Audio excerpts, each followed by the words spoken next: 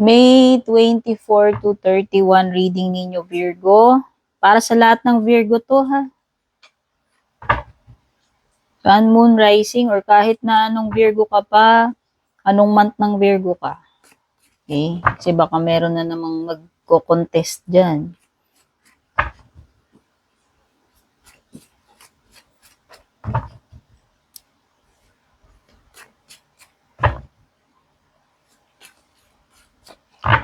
August or September Virgo ka man. Or cross-watchers, yan. Pwede rin yung mga cross-watchers basta gusto nyo manood dito sa reading ni Virgo. Oh, lumalabas yan. Sige, kunin na natin.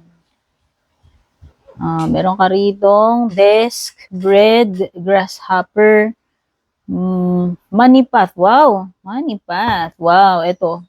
Ito yung period ng prosperity and abundance for you, Virgo. Maaaring itong mga susunod na araw like May 24 to 31 is magiging magaan, maraming blessing, maraming pagkain, pangangailangan na yan. Oh. Pwedeng material, pwedeng hindi. Ang abundance naman is not about money lang, not about material lang. Ito yung money path, hindi pa to agad datum. Sabi kasi dito, naghihintay sa'yo yung money path na mahanap mo siya. So, maaaring iba sa inyo, kung magiging magiging maswerte kayo na mahanap nyo yung prosperity, abundance, and yung path towards yung yung steady na income.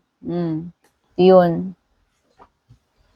Mag-pay attention ka daw sa mga gagawin mo. Pay attention to your work, Virgo. Ibig sabihin, kailangan mong mag-focus. Unahin mo yung mga priority, mga kailangan mong i-attend agad, no? Gawin agad. Or maging maging maingat ka, like mabusisi ka pagdating sa details, tutukan mo. Ito yung mga matters or situations na kailangan maging maingat ka talaga. Sinasabi kasi dito, pay attention to your work eh. So, yun, sa tingin ko, yun yung parang nire-reiterate na itong dalawang barahan na to na mag-pay attention to detail ka, mag-focus ka dyan sa ginagawa mo, para wala ka sigurong makalimutan or para hindi ka magkamali or wala kang makaligtaan, no? Makalimutan, isa lang pala yun. Danger, especially in money matters. Ingat ka about money. Lalo na pag yung trabaho mo, may involved na pera, yung mga ginagawa mo, like business, may mga katransact ka, no? Or nagpo-process ka ng mga resibo, sales, etc. Ingat ka. Kung meron ka mang mga makakadil, ingat basta when it comes to mga bagay na related sa pera. Transactions na related, na may perang involved. Okay.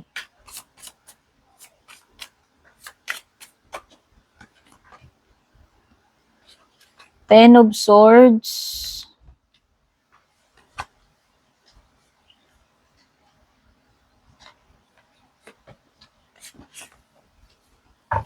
Ten of Swords, Ace of Wands, Ace of Swords, upright, Queen of Swords reverse, Temperance, sa bottom mo is Eight of Cups. Merong mga air signs, Gemini, Libra, Aquarius, pwede rin may Sagittarius dito. Or water, Cancer, Scorpio, Pisces. Ten of Swords is about endings, Virgo. Merong mag-e-end etong mga susunod na araw na to or period na yan. Pero timeless reading to, Virgo, kahit anong petsa pa yung nilagay ko dyan, lahat naman ng reading ko timeless. Ito kasi yung card ng ending, ruin, or failure. Expect mo na yan. Andito yung magko-collapse, yung yung pinaka-situation. Ito yung exhaustion. Ito na yung dead end, no? Lagi ko sinasabi yan, kaya ako matagal na kayo sa akin. Itong Ten of Swords, sabi ko nga, ito yung ending na talagang na-reach na talaga yung hangganan. Na-reach na talaga yung rock bottom or dead end. Hanggang doon na lang talaga yan. So, pwede, kung sa love life ito, pwede itong breakup, separation.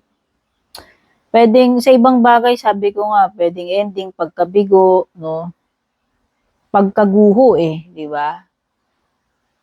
So, pag sa financial, ingat ka lang, lalo na may binabanggit doon, danger about financial, kasi maaaring magkaroon ng loss or failure pagdating sa pera. Pagdating sa challenge na maaari mong kaharapin, Ace of Wands is delay. Ito yung mga blockage, delay, ito yung kawalan ng ideas, kinakapos ka ng ideas or nawawalan ka ng gana, nawawalan ka ng passion, lack of energy. Ito yung pag-hesitate or minsan ito yung procrastination, no? Parang kambal nung delay. Okay? Pagdating sa yan sa trabaho, pwedeng kinakapos ka ng mga ideas. Or parang nawawalan ka ng gana magkumilos, magtrabaho. Pag sa pera, ito yung mga risky na financial decisions or could be financial loss. Sa love life, ito yung mga passionate kaya lang, alam mo yun, short term lang na connection or love affair. Or pwedeng iba dito, parang energy ng nanlalamig. So, maganda yung good stuff mo. Kasi itong good stuff mo, lumabas si Ace of Swords upright, no? So, ito na yung pagkakaroon ng breakthrough. Ito na yung magkakaroon ka na ng clarity. Ito na uli yung manunumbalik na, makaisip ka na ng idea. So, yung blockage dito sa Ace of Wands reverse mo, sa tingin ko, mapapatungan yan itong Ace of Swords sa good stuff mo. Kasi, magkakaroon ka na ng solution dun sa problem mo And, magiging clear na yung isip mo, makakapag-concentrate ka na, no? Ito yung pagkakaroon ng clear na na vision, judgment pagdating sa isang bagay. Ito rin yung pagkakaroon ng force or decision, by the way. Pwede rin itong pagtitake action or decision. Ito rin ay pwedeng related sa communication. So, yan, kung ini-expect mo na magkakaroon ka na ng clarity sa mga pagdating sa isang bagay or tao na kausap mo, no, maaaring magkaroon kayo ng pag-uusap and dun mabibigyan ka na ng answers, makiklear na yung mga doubts mo. Pagdating sa pera, parang ang advice dito i-avoid mo yung mga impulsive na spending dahil lang nadadala ka ng emotions mo. So, maging wise ka. Maging wise ka when it comes to spending. Basta etong good news or good stuff para sa iyo matatanggal yung blockage or makakaalis ka dun sa mahirap na situation, malalagpasan mo yun. Masosolve yung problem. No? Pagdating naman sa mga bagay na related sa trabaho, sa career, sa pera, so ito yung negative thinking Ito yung mga bagay na naglilimita sa iyo para ma-reach mo yung full potential mo, Virgo. Oo, ito yung pagiging pessimistic, negative thinker. Pagdating sa pera, ito yung maaring hindi ka ganun ka-sure pagdating dito sa bagay na napapasukin mo. Para pwedeng nagkakaroon ka ng confusion. So, kung ano, ang advice dito, kung hindi rin lang naman ikaw ganun ka-sure sa mga bagay-bagay, huwag ka munang maglalabas ng pera. Okay?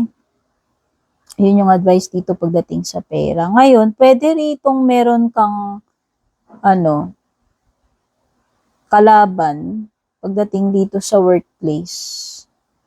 Kung sino man ito. Sabi, may pagka-cruel daw ito or malicious, manipulative itong person na to, na may encounter mo pagdating sa ano, sa, o pwedeng sa workplace, sa love life, pwede rin.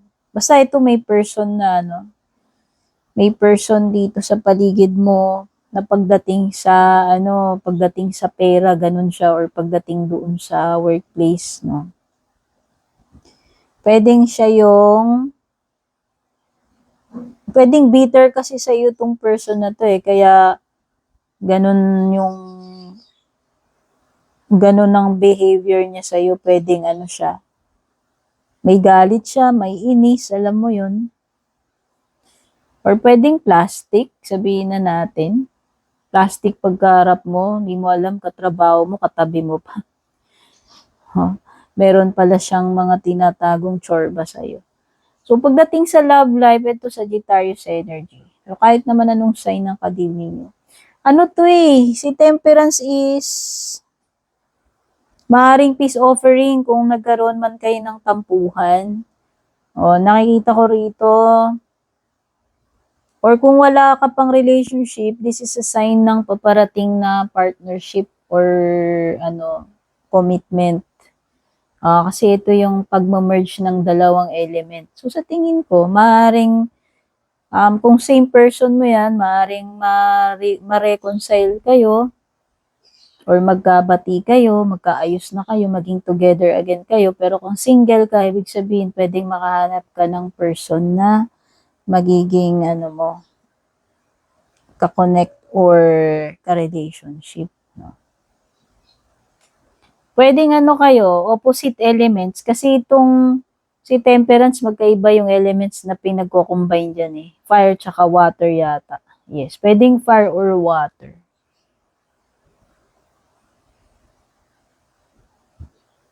Sa unexpected mo, 8 of Cups. Oh, 8 of Cups mo, hindi mo ina-expect na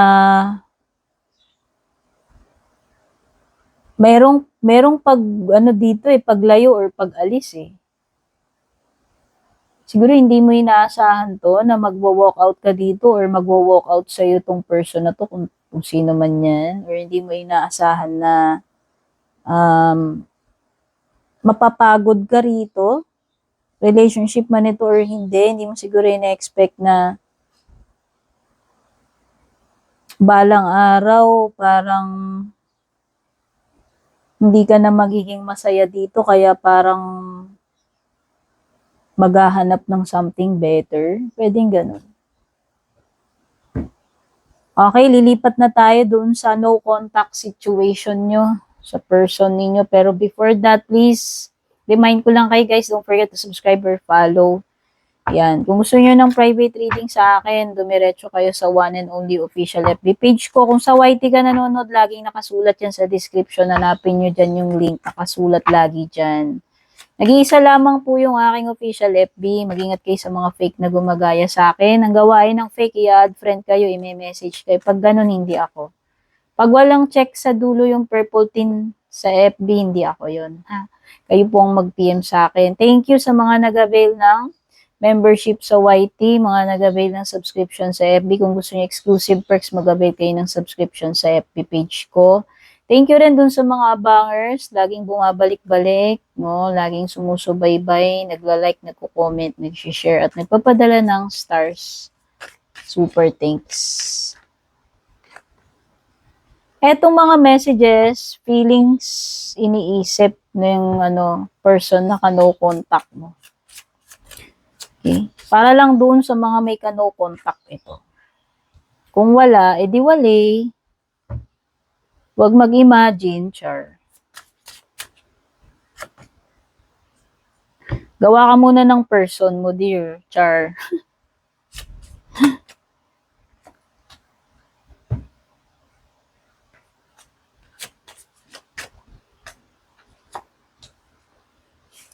Okay, ano yung unang mensahe? My life is not as together as it seems daw, Virgo. O, pwedeng namimiss ka niya or pwedeng namimiss niya yung mga time na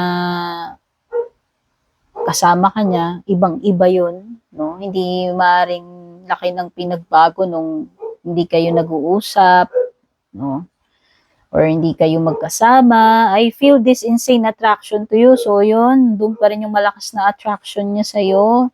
Andun pa rin yung feelings niya. I pushed you away because I do not want the responsibility. Yun lang.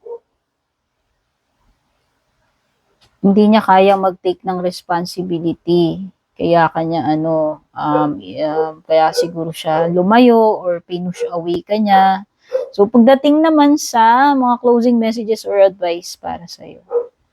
Overthinking. Playing negative scenarios in your head is creating issues which weren't there at first. So, wag ka daw mag-overthink masyado, Virgo. Oh, kasi itong mga negative na iniisip mo, minsan bunga lang yan ng iyong pag-overthink. This situation will be victorious. O kung tungkol man saan yun in general, Virgo, mukhang meron kang gagawin dito na magiging successful ka rito. Thank you so much for watching. Kita-kits sa susunod. Babush!